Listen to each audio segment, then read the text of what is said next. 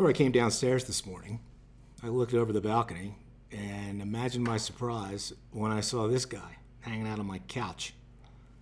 What do you do? Not something I expected to see, not something I thought I'd ever see. There's a bear in my den, snoozing. Or is there? Or maybe it's Google's new 3D augmented reality 50 animal collection. It basically can set up any animal you want, anywhere you want. I sent this to a couple friends. I don't think they quite bought it, especially when I added a velociraptor in there. The more I think about it, the more I'm convinced that we are able to convince ourselves of a variety of things based on ignoring fact and taking the impression that we think most fits whatever our belief structure is and just taking it from there. As I think about the end of the year and I think about what's happening next year, the first thing I'd like to discuss is, what would you do?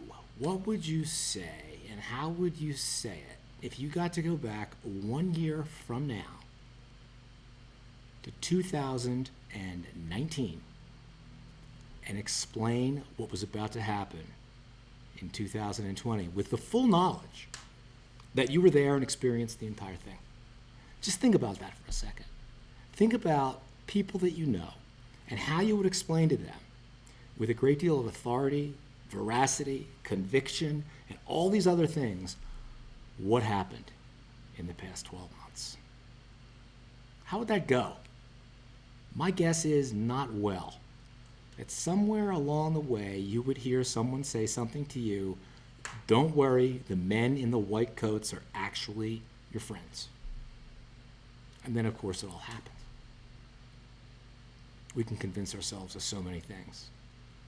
Let's agree up front that we're not going to try and convince ourselves that we have any idea what's going to happen in the next 12 months. Whatever we expect, whatever the forecasters tell us, whatever we think is going to occur, where were we relative to those occurrences in 2020 when we were projecting forward what that year was going to look like? So that brings me to the point of what I want to talk to you about today. Because there are things that we can learn and things we can predict if we have enough raw data and reality to judge them by. And one of the things that those of you that have known me for a bit know that makes me absolutely nuts, because I think it's the number one impediment to growing your book literally at will, is this concept of the monster in the closet. So let's get into this a little bit. What is the monster in the closet? Well, quite simply put, in our business, it's us completely ignoring what's occurring right before our eyes, thinking that all of these additional headwinds, all the additional drag that we're experiencing, is just going to go away as our books continue to evolve. What actually ends up happening is something quite different, and we become the victims of our own success. You can go ahead and do this analysis on your own, and you'll come to the exact same conclusions. So, to put this as succinctly as possible, the more successful we are early, the harder it is to maintain that pace later without severe interventional analysis. I was lucky. I had a manager come to me, as many of you know, in my second year, and basically give away 3/4 of my book. It was ugly. It was blunt force. It was one of the smartest things I ever did. Now, I did it based on the math. Ultimately, when I started teaching it, I had to do it based on not just math, but also on heart and head and gut. And I came up with this graphic to really position this and think about if this applies to you or not. When we start out in the business at LOS 5 minutes, essentially, we don't know anything. We know less than nothing. We do enough to pass a test, to pass a few interviews, and get a job. And then all of a sudden, because you have a business card and a Series 7 license, you expect people are just going to start handing you money, and you're going to start investing that money for profit and glory. Yeah, I don't think so. But what fascinates me is the number of accounts we end up opening in those first couple of years. So back in this phase here, which I refer to as the survival phase, meaning you do what you have to do because you like things like heat and light and a car and a cell phone and a job. So you do what you need to do. And with no knowledge index whatsoever, you don't know squat about the business, you're able to open up 1 account, 3 accounts, 7 accounts, 10 accounts, 12 accounts. Maybe in your first year or two, you're opening up 25 to 50 households of various sizes for various reasons. But essentially, the qualification to open an account with you when you're starting is whether your firm has a minimum or not. Obviously, you've got to respect that. But most importantly, you need bodies. You need people other than your relatives. And you've got to bring them in, and you don't know anything. So what do? You poke and you prod and you try, and something works and something doesn't.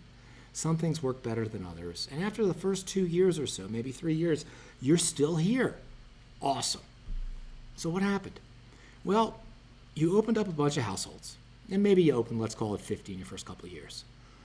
But going back and looking at what you've opened thus far, of those 50 that you opened, there's probably 2 to 4, maybe 5 in total that represent what I might refer to as an ideal household. An ideal household that could comprise an ideal book. And for the sake of argument, let's call an ideal book 100 households with $1 million each that are each annuitized at a point. So just keep the math simple. You're $1 million producer, that's what you need. That many households with that much money. Well, how many did you open in your first couple of years that would fit that description? If you opened 50, odds are you probably opened 2 or 3 that we could call ideal. Now, you didn't know squat when you first started, so you've got a knowledge index of essentially nothing. Coming into your 3rd, 4th, 5th, 6th year, you're starting to kind of get it a little bit. You know you're going to be involved, you're going to be around, you're going to be there. You still need to open accounts and build your book. Now, the ratio of accounts that you're opening versus these ideal accounts might compress a little bit. It might be that instead of having to open 10 accounts for every 1 great account, maybe you're only opening 8 accounts for every 1 great account. Whatever the numbers are, they're probably going up because you have the ability to compete more effectively. Your knowledge index is rising. You're getting a number of better at-bats, if you will, and better opportunities because you're learning as you go. And you're actually kind of accelerating in that 3rd to 5th year because your knowledge is accumulating and your skill at bringing money in is increasing.